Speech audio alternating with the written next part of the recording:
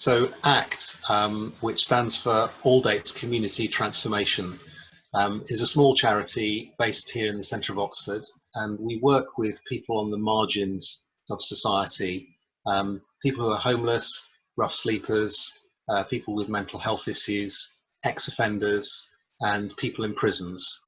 The strategy that we've formed that focuses on particularly rehabilitation of ex-offenders is as a result of looking across the city, seeing what services are already being provided and looking for gaps and then trying to stand in those gaps.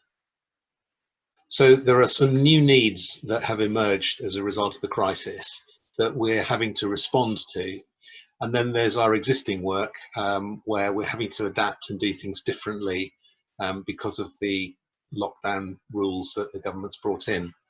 So in terms of responding to the crisis, we've historically provided meals as part of our outreach, but they're occasional meals because the focus of what we do isn't food provision normally. It's much more about helping people get their lives together and mentoring and working with ex-offenders to help them not reoffend. So for us, food provision was historically incidental. Suddenly, with the lockdown, we found that the charities whose main focus was providing hot meals for rough sleepers and homeless people every day of the week struggled to meet the demand and to adapt their work because of the social distancing rules. So a lot of the regular food provision just dried up. And at the same time, all of the restaurants and sandwich shops around town closed, and people who would normally beg on the streets and then take their money and go and get something to eat lost all of that opportunity. And so suddenly we found there was this very intense need for rough sleepers and people in accommodation that doesn't have catering facilities. Suddenly they had nowhere to go for food. And we spotted very quickly this need opening up. And one of our frontline workers then quite innovatively joined the dots with the fact that St Aldate's Church that we work closely with had stopped providing events that were catered and was about to put their chef on furlough. And so instead we said, look, let's use your kitchen, let's rejig the chef's hours, and we'll provide some volunteers to prepare and pack the food.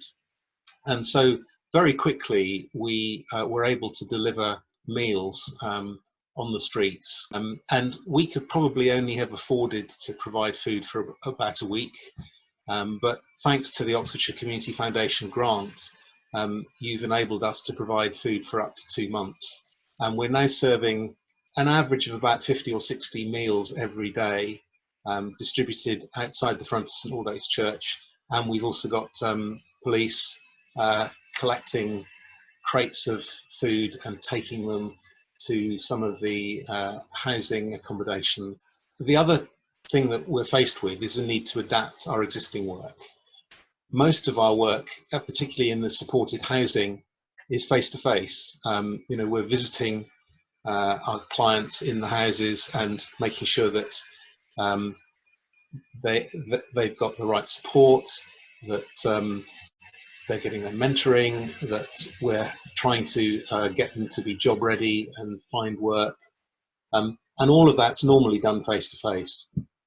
And of course, with the lockdown provisions, we can't send housing workers traveling all over the city to a dozen different houses to have face-to-face meetings with 15 to 20 different people.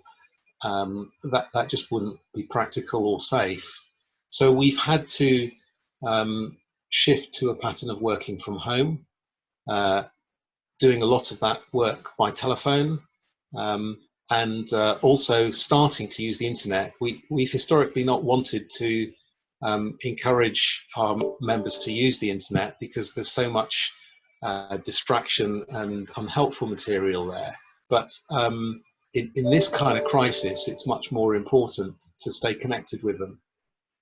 And once again, thanks to your grant, we've been able to buy 2 laptops, which has enabled our housing support team to work from home and to stay connected with our clients in the houses.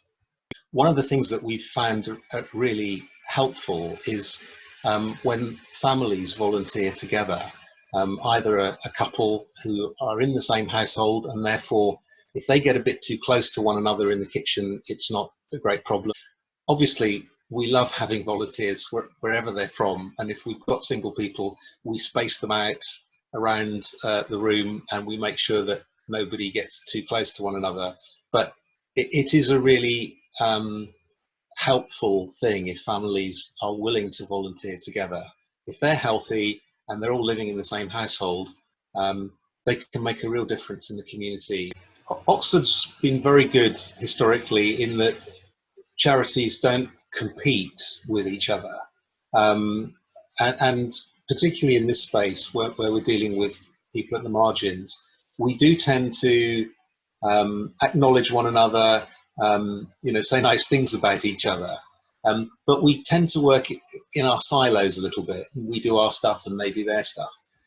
One of the things that has been really noticeable about the crisis is that the COVID-19 task force that the council has pulled together has got half a dozen charities working in this space, alongside some of the health and addiction charities like Turning Point and Luther Street, along with the police and the council.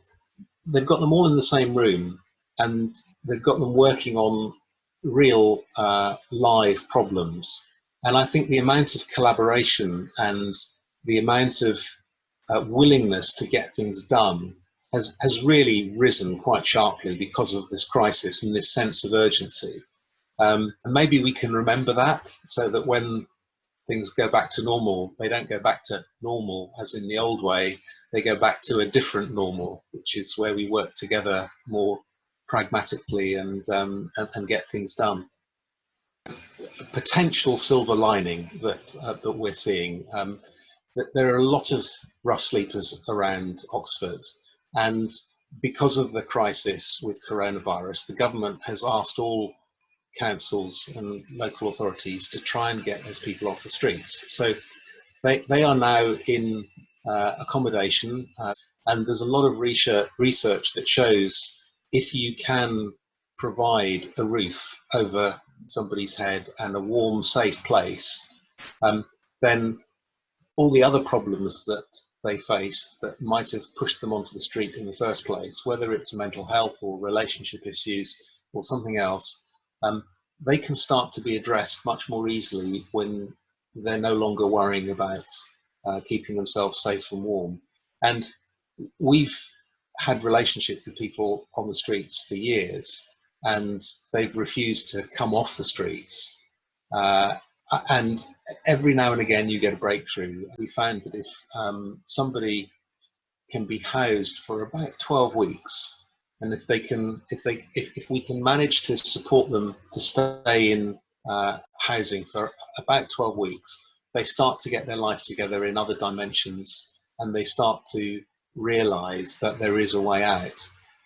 So my hope is that not only the one person that we managed to bring off the streets into one of our houses, who's now got a job and pulled his life together, my hope is that all of the people that are being housed through the crisis as a result of the government and the council and all the agencies around the city working together and finding them accommodation, maybe a lot more of them will find an escape route and a way to get their lives back together again.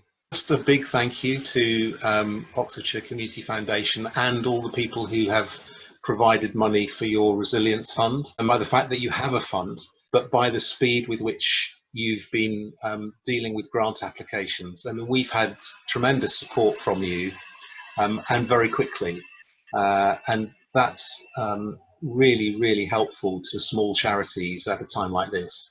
So just a big thank you.